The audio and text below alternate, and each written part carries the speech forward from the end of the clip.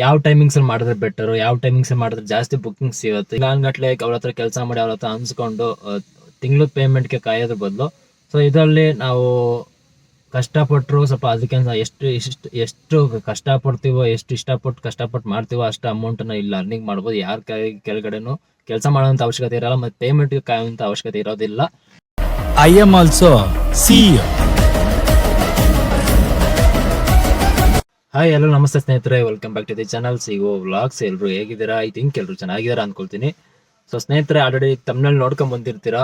So ಹೌದು, ಈ ಬಗ್ಗೆ ಈ ಒಂದು ರಿಲೇಟೆಡ್ ಈ ಟಾಪಿಕ್ ನಾನು ಮುಂಚೆ ತುಂಬಾ ಹಿಂದೆ ಮಾತಾಡಿದ್ದೆ, ಅಂದ್ರೆ ಅದ್ರ ಬಗ್ಗೆನೂ ಒಂದು ವಿಡಿಯೋ ಮಾಡಿದ್ದೆ. ಸೊ ಆದ್ರೂ ಕೂಡ ಇದ್ರ ಬಗ್ಗೆ ಇನ್ನೊಂದ್ಸಲ ವಿಡಿಯೋ ಮಾಡ್ತಾ ಏನಕ್ಕಪ್ಪ ಅಂದ್ರೆ, ಸುಮಾರು ಜನ ನನಗೆ ವಿಡಿಯೋ ಕಮೆಂಟ್ಸ್ ಅಲ್ಲಿ ಆಗಿರ್ಬೋದು ಅಥವಾ ವಾಟ್ಸಪ್ ಅಲ್ಲಿ ಆಗಿರ್ಬೋದು, ಸುಮಾರು ಜನ ಕ್ವಶನ್ಸ್ ಆ ವಿಡಿಯೋ ಮಾಡಿದ್ರು ಕೂಡ ಸುಮಾರು ಜನ ನೋಡಿರೋದಿಲ್ಲ ಅಂತ ಅಂದ್ಕೊಳ್ತೀನಿ. ಸೊ ಅದಕ್ಕೋಸ್ಕರ ಆ ಒಂದನ್ನ ಕ್ವಶನ್ ರಿಪೀಟ್ ಆಗಿ ಕೇಳ್ತಾ ಇರ್ತಾರೆ. ಸೊ ಏನಪ್ಪಾ ಅಂತ ಹೇಳಿದ್ರೆ, ಕ್ವಶನ್ ಬಂದು, ಈಗ ಓಲಾ ಊಬರ್ ಮಾಡಬೇಕು ಅಂತಂದ್ರೆ ಯಾವ ಟೈಮಿಂಗ್ಸ್ ಅಲ್ಲಿ ಮಾಡಿದ್ರೆ ಬೆಟರ್, ಯಾವ ಟೈಮಿಂಗ್ಸ್ ಅಲ್ಲಿ ಮಾಡಿದ್ರೆ ಜಾಸ್ತಿ ಬುಕಿಂಗ್ ಸಿಗುತ್ತೆ, ಏನು ಎತ್ತ, ಯಾವ ಟೈಮಿಂಗ್ಸ್ ಅಲ್ಲಿ ಮಾಡಿದ್ರೆ ಜಾಸ್ತಿ ಅರ್ನಿಂಗ್ ಆಗುತ್ತೆ ಅಂತ ಸುಮಾರು ಜನ ಕೇಳ್ತಾ ಇರ್ತಾರೆ. ಸೊ ಇದ್ರ ಬಗ್ಗೆ ಪ್ರತಿಯೊಂದು ವಿಡಿಯೋದಲ್ಲೂ ಹೇಳ್ತೀನಿ ನಾನು. ಅಂದ್ರೆ ನಾನು ಡ್ಯೂಟಿ ಮಾಡುವಂತ ಟೈಮಿಂಗ್ಸ್ ಅಲ್ಲಿ ವಿಡಿಯೋ ಮಾಡಿದಾಗ ಹೇಳ್ತೀನಿ, ನಾನು ಈ ಟೈಮಿಂಗ್ ಮಾಡಿದ್ದೀನಿ ನಾನು ಡ್ಯೂಟಿನ. ಸೊ 4 ಅವರ್ ಮಾಡಿ 4 ಅವರ್, 6 ಅವರ್ ಮಾಡಿದ್ರೆ 6 ಅವರ್ ಡ್ಯೂಟಿ ಮಾಡಿ 6 ಅವರ್, 8 ಅವರ್ ಡ್ಯೂಟಿ ಮಾಡಿದ್ರೆ 8 ಅವರ್, 12 ಅವರ್ ಡ್ಯೂಟಿ ಮಾಡಿದ್ರೆ 12 ಅವರು. ಸೊ ಯಾವಾಗ ಡ್ಯೂಟಿ ಮಾಡ್ತೀನಿ ಅದ್ರದ್ದೆಲ್ಲ ವಿಡಿಯೋ ಮಾಡಿ ಹಾಕಿರ್ತೀನಿ. ಸೊ ಅದರಲ್ಲೂ ಕೂಡ ಗೊತ್ತಿರುತ್ತೆ ನಿಮಗೆ, ಅಂದ್ರೆ ಎಷ್ಟು ಅವರ್ಗೆ ಎಷ್ಟು ಅರ್ನಿಂಗ್ ಆಗಿರುತ್ತೆ ಅಂತ ಅನ್ನೋದನ್ನ ಮೆನ್ಷನ್ ಮಾಡಿರ್ತೀನಿ ನಾನು. ಸೊ ಆದ್ರೂ ಕೂಡ ಇವತ್ತಿನ ವಿಡಿಯೋದಲ್ಲಿ ನಿಮಗೆ ಯಾವ ಟೈಮಲ್ಲಿ ಓಲಾ ಆಗಿರ್ಬೋದು, ಊಬರ್ ಆಗಿರ್ಬೋದು, ರ್ಯಾಪಿಡ್ ಆಗಿರ್ಬೋದು, ನಮ್ಮ ಯಾತ್ರೆ ಆಗಿರ್ಬೋದು, ಯಾವ್ದನ್ನಾದ್ರೂ ಸರಿನೇ ನೀವು ಆನ್ ಮಾಡ್ಕೊಂಡು ಡ್ಯೂಟಿ ಮಾಡ್ತೀರಾ ಅಂತಂದ್ರೆ ಯಾವ ಅವರ್ನಲ್ಲಿ ನೀವು ಮಾಡಿದ್ರೆ ಬುಕ್ಕಿಂಗ್ಸ್ಗಳು ಜಾಸ್ತಿ ಸಿಗುತ್ತೆ, ಮತ್ತೆ ಯಾವ ಅಪ್ಲಿಕೇಶನ್ ಏನೇನು ಫೀಚರ್ಸ್ಗಳನ್ನ ಯೂಸ್ ಮಾಡಿಕೊಂಡು ನೀವು ಜಾಸ್ತಿ ಅರ್ನಿಂಗ್ ಅನ್ನ ಮಾಡಬಹುದು ಅನ್ನೋದ್ರ ಬಗ್ಗೆ ಇವತ್ತೊಂದು ಚಿಕ್ಕದಾಗಿ ನನಗೆ ಗೊತ್ತಿರೋಂಥ ಒಂದು ಟಿಪ್ಸ್ನ ಅಷ್ಟೇ ಹೇಳ್ಕೊಡ್ತೀನಿ.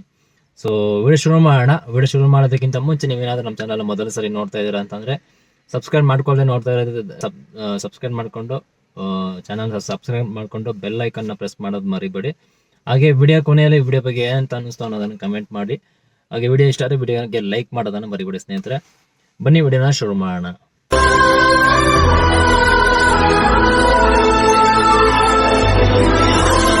ಸುಮಾರು ಜನಕ್ಕೆ ಗೊತ್ತಿರುತ್ತೆ, ಅಂದ್ರೆ ನನ್ಗೇನು ಎಕ್ಸ್ಪೀರಿಯನ್ಸ್ ಆಗಿದೆ ಡ್ರೈವಿಂಗ್ ಫೀಲ್ಡ್ ಅಲ್ಲಿ, ನನಗಿಂತ ಜಾಸ್ತಿ ಎಕ್ಸ್ಪೀರಿಯನ್ಸ್ ಇರುವಂತ ಡ್ರೈವರ್ಸ್ ಸೀನಿಯರ್ಸ್ ಎಲ್ಲ ಇದ್ದಾರೆ. ಸೊ ಆದ್ರೂ ಕೂಡ ನನ್ಗೇನು ಅನುಭವಗಳಾಗಿದೆ ಇವಾಗ ಡ್ರೈವಿಂಗ್ ಫೀಲ್ಡ್ ನಾನು ಯಾವಾಗಿಂದ ಶುರು ಮಾಡಿದ್ದೀನಿ ಅವಾಗಿಂದ ಇಲ್ಲಿವರೆಗೂ ನನಗೇನು ಅನುಭವಗಳಾಗಿದೆ ಅದನ್ನ ನಿಮ್ಗೆ ಹಂಚ್ಕೊಳ್ಳೋದಕ್ಕೆ ಪ್ರಯತ್ನ ಮಾಡ್ತಾ ಇದೀನಿ ಅಷ್ಟೇ. ನಿಮ್ಗೆ ಏನಾದ್ರು ನಾಲೆಡ್ಜ್ ಇದ್ರೆ, ನನಗೆ ಗೊತ್ತಿಲ್ದಿರೋ ಅಂತದ್ದು ನಿಮ್ಗೆ ಏನಾದ್ರು ಡ್ರೈವಿಂಗ್ ಫೀಲ್ಡ್ ಅಲ್ಲಿ ಏನಾದ್ರು ಗೊತ್ತಿರೋ ದಯವಿಟ್ಟು ಕಮೆಂಟ್ ಮಾಡಿ ತಿಳಿಸಿ. ನಾವು ಅದ್ರಲ್ಲಿ ತಿಳ್ಕೊಳ್ಳೋದ್ರಲ್ಲಿ ಏನು ತಪ್ಪಿಲ್ಲ ಅಲ್ವಾ? ಸೊ ಎಲ್ಲಾರು ತಿಳ್ಕೊಳ್ಳೇಬೇಕು, ಅದೇ ಒಂದು ಪಾಠ. ದಿನ ಡ್ಯೂಟಿಗೆ ಹೋಗ್ತೀವಿ ಅಂದ್ರೆ ದಿನ ಒಂದೊಂದು ವಿಷಯನ ಕಲಿತಾನೆ ಇರ್ತೀವಿ. ಡ್ಯೂಟಿ ಮಾಡ್ಬೇಕು, ಯಾವ ಅವರ್ ಅಲ್ಲಿ ಡ್ಯೂಟಿ ಮಾಡಿದ್ರೆ ಚೆನ್ನಾಗಿರುತ್ತೆ, ಬುಕ್ಕಿಂಗ್ ಸಿಗಲ್ಲ. ಒಂದಷ್ಟು ಜನ ಇವಾಗ ಇರೋದು ಏನಪ್ಪಾ ಅಂತ ಹೇಳಿದ್ರೆ, ಒಂದು ಪ್ಲಾಟ್ಫಾರ್ಮ್ ನಲ್ಲಿ ಕಿಲೋಮೀಟರ್ ತುಂಬಾ ಕಡಿಮೆ ರೇಟ್ ಕೊಡ್ತಾ ಇದ್ದಾನೆ. ಸೊ ಏನ್ ಸಿಗ್ತಿಲ್ಲ, ಅದು ಬರೀ ಪೀಕ್ ಅವರ್ಸ್ ಅಲ್ಲಿ ಮಾತ್ರ ಸ್ವಲ್ಪ ಜಾಸ್ತಿ ಸಿಗುತ್ತೆ. ನಾನ್ ಪೀಕ್ ಅವರ್ಸ್ ಅಲ್ಲಿ ಡ್ಯೂಟಿ ಮಾಡ್ತೀವಿ ಅಂತಂದ್ರೆ ವೇಸ್ಟ್, ಹಂಗೆ ಹಿಂಗೆ ಸುಮಾರು ಜನ ಹೇಳ್ತಾ ಇರ್ತೀರಾ. ಸೊ ಹೌದು, ಅದ್ ನಿಜಾನೇ. ಆದ್ರೆ ಏನು ಆಗಲ್ಲ, ನಾವು ಬಂದ್ಬಿಟ್ಟಿದೀವಿ ಈ ಫೀಲ್ಡ್ಗೆ ಅಂತ ಹೇಳಿದ್ರೆ ನಮ್ಗೇನ್ ಬೇರೆ ಕೆಲಸ ಆಗಲ್ಲ ಅಂತಲ್ಲ.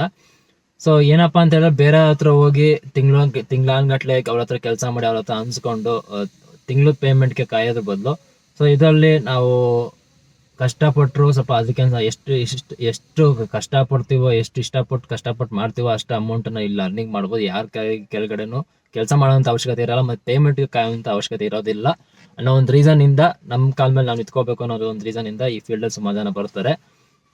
ಓಲಾ ಆಗಿರ್ಬೋದು, ಊಬರ್, ಏನೇ ಅಪ್ಲಿಕೇಶನ್ ನೀವು ಓಪನ್ ಮಾಡ್ಕೊಂಡು ಡ್ಯೂಟಿ ಮಾಡ್ತೀರಾ ಅಂತ ಹೇಳಿದ್ರೆ, ನಾನು ಏನ್ ಫಾಲೋ ಮಾಡ್ತಿದ್ದೆ ಒಂದು ಡ್ಯೂಟಿ ಮಾಡೋದಕ್ಕೆ, ಸೊ ಅದನ್ನ ಹೇಳ್ತೀನಿ ಆಯ್ತಾ. ಮತ್ತೆ ಒಂದಷ್ಟು ಜನ ಅದನ್ನ ಫಾಲೋ ಮಾಡಿದ್ರು ಕೂಡ, ಅಂದ್ರೆ ಅದನ್ನು ಕೂಡ ಫಾಲೋ ಮಾಡಿದ್ರು ಕೂಡ ನಿಮ್ಗೆ ಅರ್ನಿಂಗ್ ಜಾಸ್ತಿ ಆಗುತ್ತೆ ಆಯ್ತಾ. ಹೆಂಗಪ್ಪ ಅಂತ ಹೇಳಿದ್ರೆ, ಬೆಳಗಿನ ಜಾವ ನೀವು ಎಲ್ಲಿ ಆಲ್ಮೋಸ್ಟ್ ನೀವು 4 ಗಂಟೆಗೆ ಆನ್ ಮಾಡ್ಕೊಂಡ್ರೆ ಬೆಟರ್ ಅಂತ ಹೇಳ್ತೀನಿ ನಾನು. ಬೆಳಗ್ಗೆ ಜಾವ 4 ಗಂಟೆಗೆ, ಏನಕ್ಕಂದ್ರೆ ಓಲಾ ಆಗಿರ್ಬೋದು, ಊಬರ್ ಆಗಿರ್ಬೋದು 4 to 4 ಅವನು 24 hours ನಿಮ್ಗೆ ಕೌಂಟ್ ತಗೊಳ್ತಾನೆ, ಒಂದಿನ ಕೌಂಟ್ ತಗೊಳ್ತಾನೆ. ಇನ್ನು 4 ಗಂಟೆ ತನಕ. ಸೊ ಅದರಿಂದ ನೀವು 4 ಗಂಟೆಗೆ, ಬೆಳಗ್ಗೆ ಜಾವ 4 ಗಂಟೆ ಡ್ಯೂಟಿ ಆನ್ ಮಾಡ್ಕೊಂಡ್ರೆ ಬೆಟರ್ ಅಂತ ಹೇಳ್ತೀನಿ. ಏನಕ್ಕಪ್ಪ ಅಂತ ಹೇಳಿದ್ರೆ, ಸುಮಾರು ಜನ ಇದನ್ನ ಹೇಳ್ಬೋದು, ಬೆಳಗ್ಗೆ ನೀವು 4 ಗಂಟೆಗೆ ಏನ್ ಡ್ಯೂಟಿಗಳೇ ಇರಲ್ಲ ಹಂಗೆ ಹಿಂಗೆ ಅಂತ. ಅದು ಸುಳ್ಳು. ಅದು 4 ಗಂಟೆಗೆ ಡ್ಯೂಟಿಗಳು ಬರುತ್ತೆ ನಿಮ್ಗೆ. ಏನಕ್ಕೆ, ಯಾವ ಡ್ಯೂಟಿಗಳು ಅಂದ್ರೆ ಏರ್ಪೋರ್ಟ್ ಡ್ಯೂಟಿಗಳು, ರೈಲ್ವೆ ಸ್ಟೇಷನ್ ಡ್ರಾಪ್ಗಳು, ಈ ತರ ಬುಕ್ಕಿಂಗ್ಸ್ ಎಲ್ಲ ನಿಮ್ಗೆ 4 ಗಂಟೆಗೆಲ್ಲ ಆಲ್ಮೋಸ್ಟ್ ಆ ತರ ಬುಕ್ಕಿಂಗ್ಸ್ಗಳು ಜಾಸ್ತಿ ಇರುತ್ತೆ.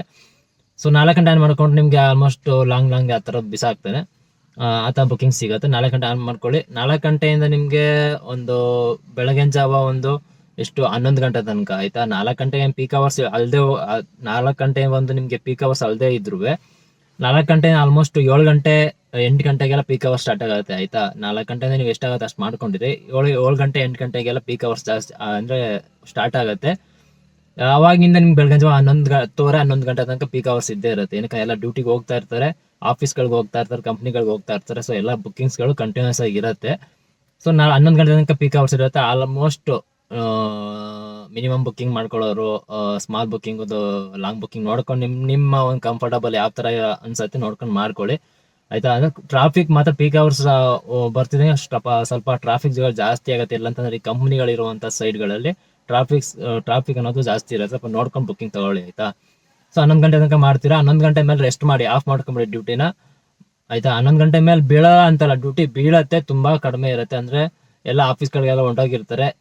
ಏನೇನಿದ್ರು ಅಲ್ಲಿ ಮನೆಯಿಂದ ಇಲ್ಲಿಗೆ ಓಡಾಡೋದು ಮಾತ್ರ ಬುಕ್ ಮಾಡ್ಕೊಡ್ತಾರೆ ಅಷ್ಟೇ. ಮಾಡ್ತೀನಿ ಅನ್ನೋರು ಮಾಡ್ಕೊಳ್ಳಿ. 11 ಗಂಟೆ ಮೇಲೆ ಕಂಟಿನ್ಯೂಸ್ ಮಾಡ್ತೀನಿ ನಾನು, ಇಲ್ಲ ರೆಸ್ಟ್ ಮಾಡಲ್ಲ ಅಂತಂದ್ರೆ ಮಾಡ್ಕೊಳ್ಳಿ, ನಿಮ್ ಇಷ್ಟ.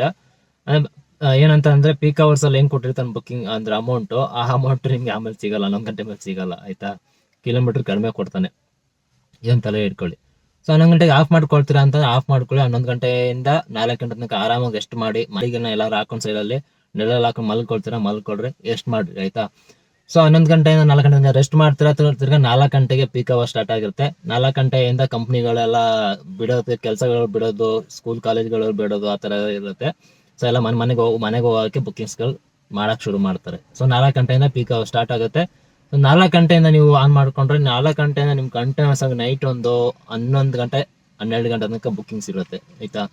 ಸೊ ನೈಟ್ 11 ಗಂಟೆ 12 ಗಂಟೆ ಅಂತ ಏನಕ್ಕೆ ಇರುತ್ತೆ ಅಂತ ಹೇಳಿದ್ರೆ, ಈ ಪಬ್ಗಳು ಆ ತರದ್ದೆಲ್ಲ ನಿಮ್ಗೆ ರೆಸ್ಟೋರೆಂಟ್, ಪಬ್, ಮಾಲ್ಗಳು, ಮೂವಿಗಳೆಲ್ಲ ಹೋಗೋದೆಲ್ಲ ಬಂದು ನೈಟ್ ಮಿನಿಮಮ್ 12 ಗಂಟೆ ತನಕ ಓಪನ್ ಇದ್ದೇ ಇರುತ್ತೆ. ಸೊ ಅಲ್ಲಿ ತನಕ ಬುಕ್ಕಿಂಗ್ಸ್ ಅನ್ನೋದು ನಿಮ್ಗೆ ಬಂದೇ ಬರುತ್ತೆ ಆಯ್ತಾ. ಸೊ ಅಲ್ಲಿ ತನಕ ಮಾಡ್ಕೊಳ್ಳಿ. ಸೊ ಹಿಂಗ್ ಮಾಡ್ಕೊಂಡ್ರೆ ಈ ಟೈಮಿಂಗ್ಸ್ ನ ನೀವು ಮೇಂಟೈನ್ ಮಾಡ್ತೀರಾ ಅಂತಂದ್ರೆ ರೆಸ್ಟ್ ಮಾಡ್ದಂಗೆ ನಿಮ್ಗೆ ರೆಸ್ಟ್ ಕೂಡ ಸಿಗತ್ತೆ. ಪ್ಲಸ್ ನಿಮ್ಗೆ ಇಲ್ಲಿ ಏನಂತಂದ್ರೆ ಅರ್ನಿಂಗ್ ಆಗೋದಕ್ಕೆ ಪೀಕ್ ಅವರ್ಸ್ ಟೈಮಿಂಗ್ಸ್ ಕೂಡ ಅಲ್ಲಿ ಸಿಗತ್ತೆ ಆಯ್ತಾ. ಸೊ ಇದನ್ನ ತಲೆ ಇಟ್ಕೊಂಡು ಮಾಡ್ಕೊಳ್ಳಿ. ಒಂದು ಪ್ಲಾನ್ ಹೇಳ್ಕೊಡ್ತೀನಿ. ಏನಪ್ಪಾ ಅಂತ ಹೇಳಿದ್ರೆ, ಊಬರ್ ಆಗಿರ್ಬೋದು, ಓಲಾದಲ್ಲಾಗಿರ್ಬೋದು, ನಿಮ್ಗೆ ಹೋಮ್ ಲೊಕೇಶನ್ ಅನ್ನೋದನ್ನ ಕೊಟ್ಟಿರ್ತಾರೆ ಆಯ್ತಾ. ಸೊ ಒಬ್ರು ಏನ್ ಮಾಡ್ತಾರೆ ಅಂತಂದ್ರೆ, ಮನೆಗೆ ಹೋಗೋಂಥವ್ರು ಯಾರು ಲಾಂಗ್ ಎಲ್ಲ ಬಿಸಾಕ್ಬಿಟ್ಟಿರ್ತಾನೆ.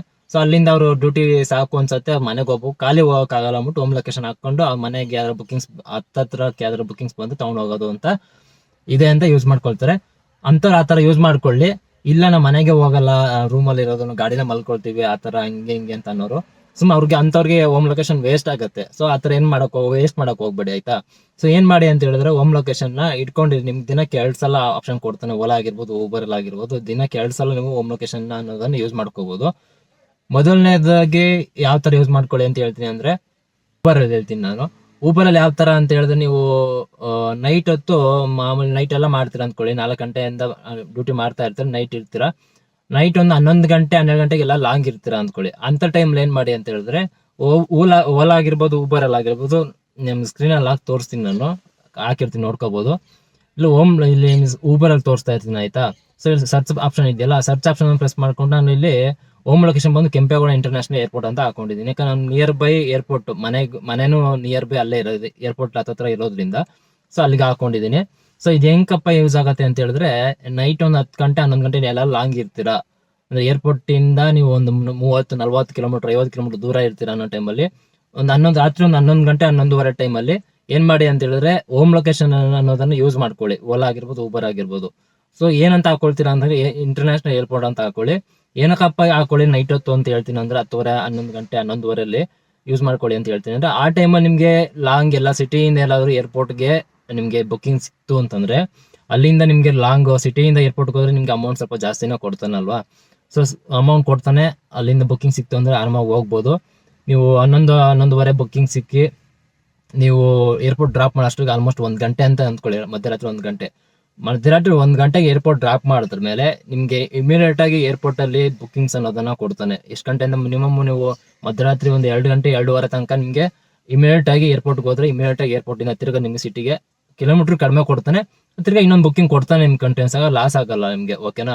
ಸೊ ಈ ತರ ಯೂಸ್ ಮಾಡ್ಕೊಳ್ಳಿ ಆಯ್ತಾ. ಸೊ ಇದನ್ನ ನೈಟ್ ಹೊತ್ತು ಯಾರು ಮನೆಗೆ ಹೋಗಲ್ಲ, ಹೋಮ್ ಲೊಕೇಶನ್ ಯೂಸ್ ಮಾಡ್ತಿಲ್ಲ ಅನ್ನೋರು ಈ ತರ ಹೋಮ್ ಲೊಕೇಶನ್ ಅನ್ನೋದನ್ನ ಯೂಸ್ ಮಾಡ್ಕೊಳ್ಳಿ. ಇನ್ನೊಂದು ಬಂದ್ಬಿಟ್ಟು ನಿಮ್ಗೆ ಈ ಒಂದು ಸೆಡನ್ ಗಾಡಿಗಳು ಇಟ್ಕೊಂಡಿರೋರು, ಪ್ರೀಮಿಯರ್ ಆಪ್ಷನ್ಗಳು ಇರೋರು ಅಂತ ಗಾಡಿಗಳು ಯಾರೋ ಇದ್ರೆ ನಿಮ್ಗೆ ಊಬರ್ ಅಲ್ಲಿ ರಿಸರ್ವೇಶನ್ ಅನ್ನೋ ಆಪ್ಷನ್ ಅನ್ನ ಕೊಟ್ಟಿರ್ತಾನೆ ಆಯ್ತಾ.